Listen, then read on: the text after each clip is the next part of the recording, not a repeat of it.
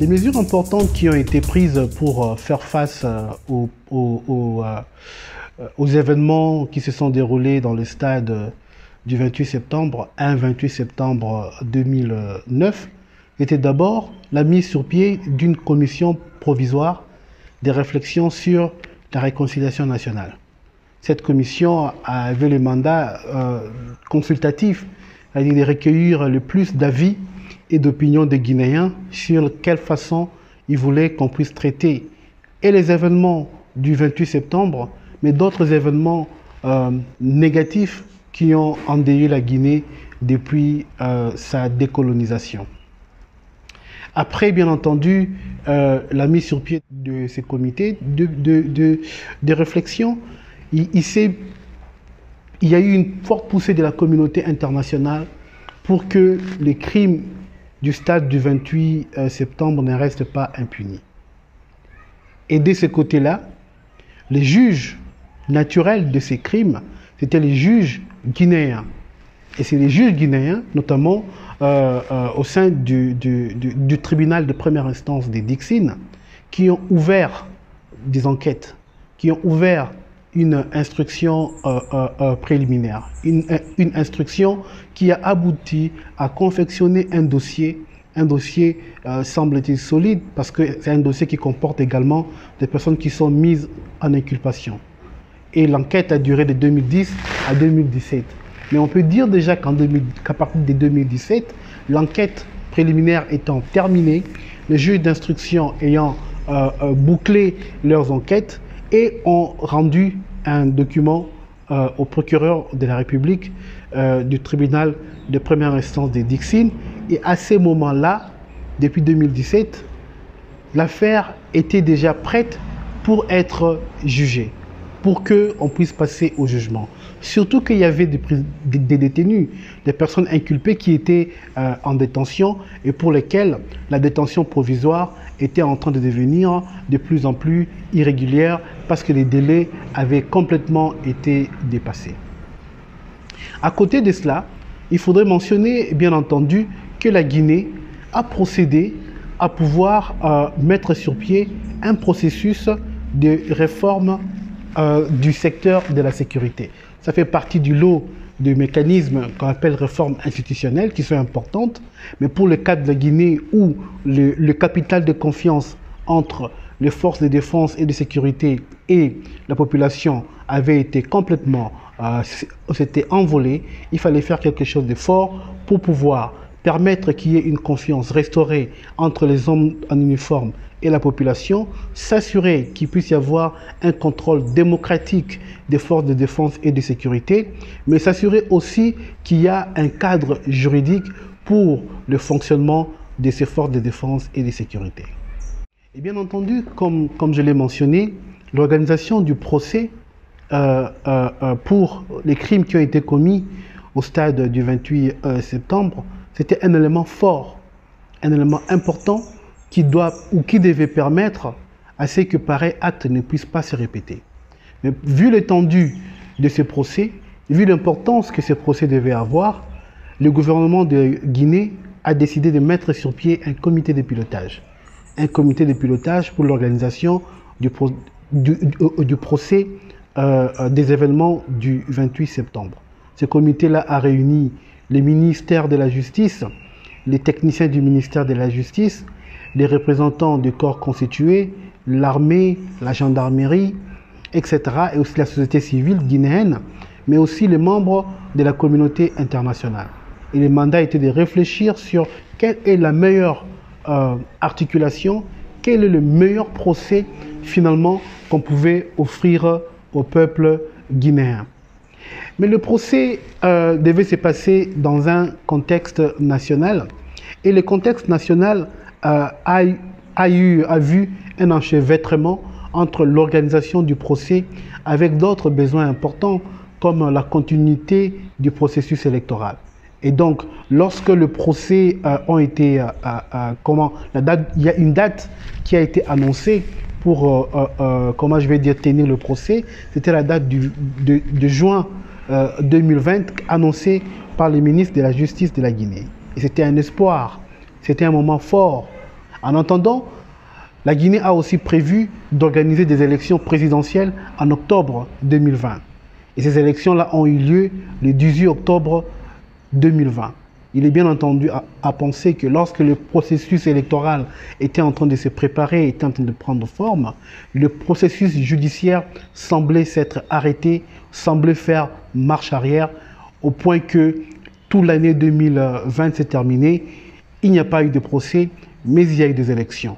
Et ce qui est arrivé aussi avec les élections, c'est que ça n'a pas été une élection qui s'est faite dans la paix, qui ne s'est pas faite sans violence, parce que justement, il y a eu des violences post-électorales, des violences qui ont encore créé des victimes, des violences qui ont encore créé des personnes qui ont besoin actuellement qu'on parle de justice. Ce qui veut dire que ça aurait été important, ça aurait été fondateur que le procès des événements du 28 septembre ait lieu, et ait lieu dans un moment bien déterminé, dans un moment très court, pour que justement peut-être qu'on ne puisse pas avoir affaire à la violence électorale de 2020.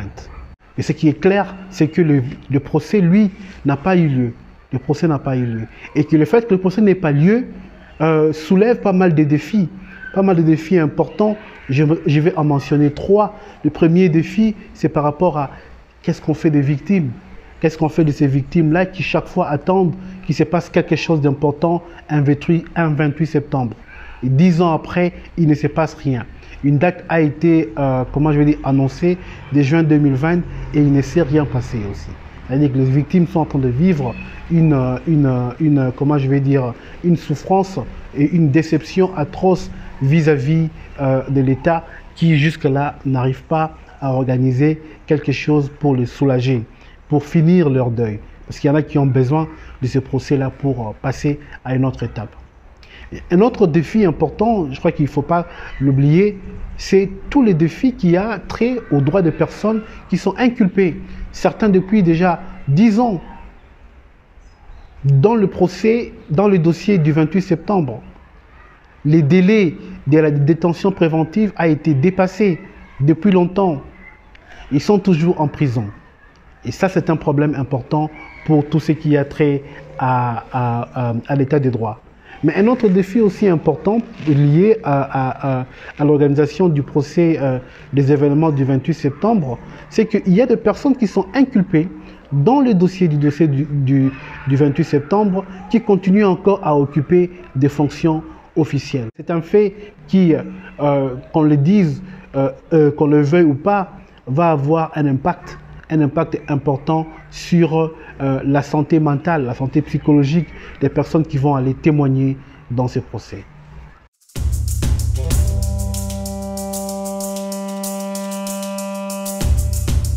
En Guinée, la société civile a été très présente pour rappeler aux autorités l'impérieuse nécessité d'organiser les procès sur les événements du 28 septembre. D'ailleurs, je l'ai mentionné tantôt, la société civile a fait partie du comité de pilotage pour l'organisation du procès des événements du 28 septembre, au même titre que l'État guinéen, au même titre que la communauté internationale.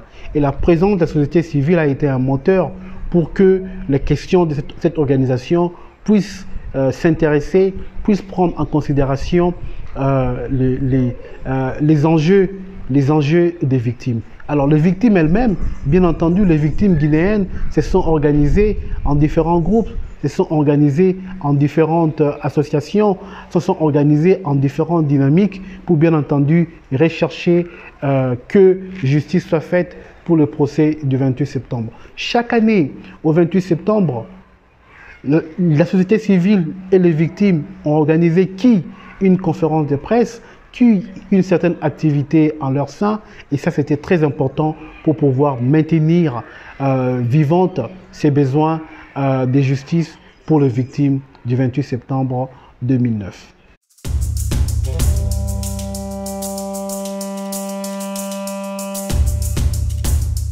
La Cour pénale internationale, dans le cadre de son examen préliminaire, a joué un rôle très important qui a montré un rôle clé qui montre une façon très ingénieuse de faire de la complémentarité positive.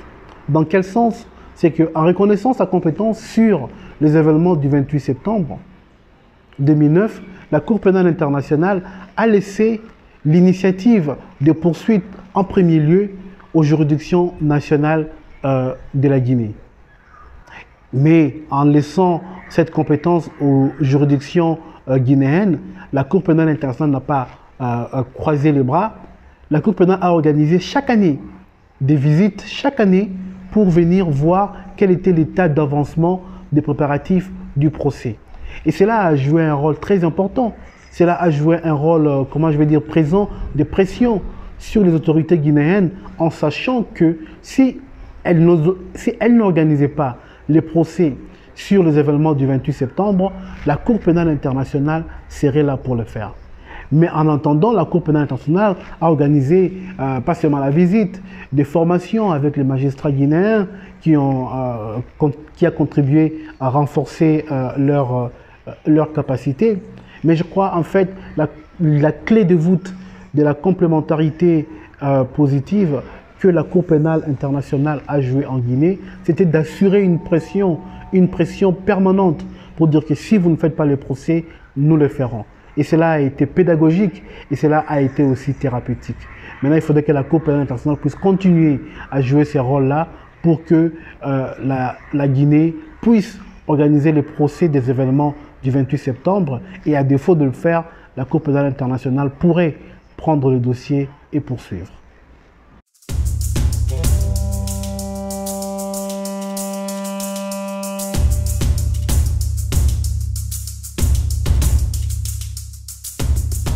D'un point de vue national, nous devons reconnaître l'impératif de continuer la trajectoire qui a été commencée au niveau du tribunal de première instance de Dixine. Des enquêtes ont été faites, une instruction préliminaire a été faite et l'instruction a été bouclée. Et maintenant, il appartient au procureur de la République du tribunal de première instance de Dixine de fixer une audience, de requérir la juridiction des jugements, des sièges, pour qu'on organise finalement le procès.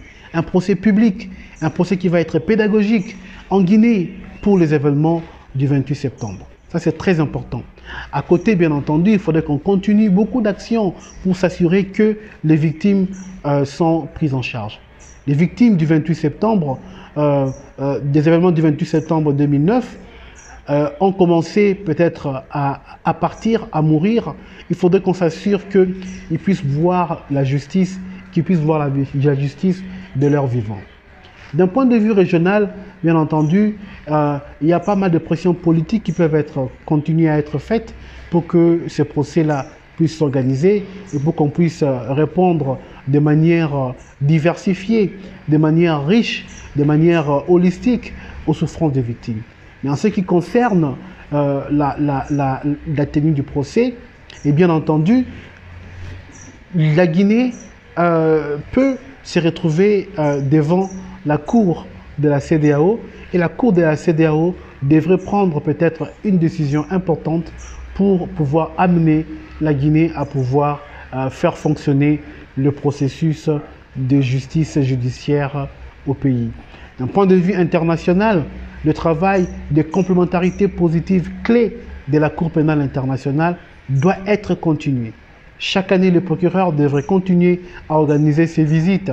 Chaque année, le procureur devrait mettre cette pression importante pour dire que si jamais les autorités guinéennes n'organisent pas le procès des événements du 28 septembre, elle est prête à pouvoir prendre le dessus et à marquer les pas.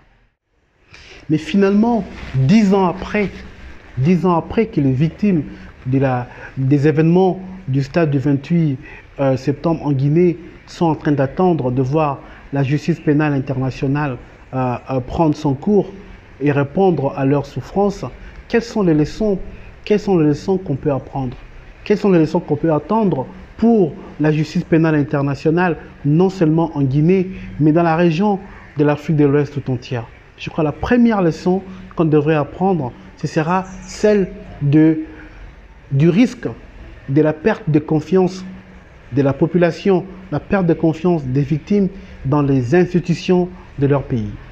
Parce qu'une attente de 10 ans, c'est une attente c'est une attente de trop qui ne devrait arriver à personne qui cherche à avoir son droit le plus légitime possible et connu, la vérité. La vérité sur les causes, les motivations profondes qui ont conduit à cette situation d'atrocité des masses. Deuxièmement, je crois que c'est très important de faire attention qu'on ne puisse pas minimiser le rôle que la justice criminelle peut jouer dans la prévention des conflits. Il faudrait s'assurer qu'on puisse faire jouer à la justice criminelle le rôle qui lui revient.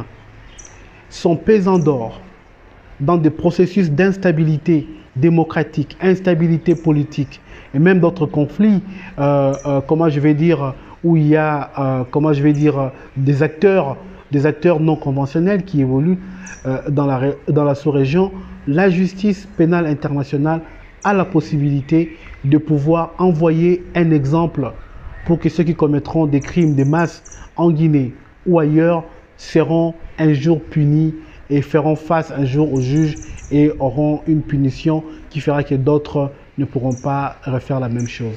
C'est un appel donc au pays, c'est un appel bien entendu à la Guinée, c'est un appel justement aux organisations régionales de pouvoir s'assurer justement qu'on puisse faire ces liens entre la justice pénale et toute la question de la consolidation de la paix, entre la justice pénale et toute la question du raffermissement de l'état de droit.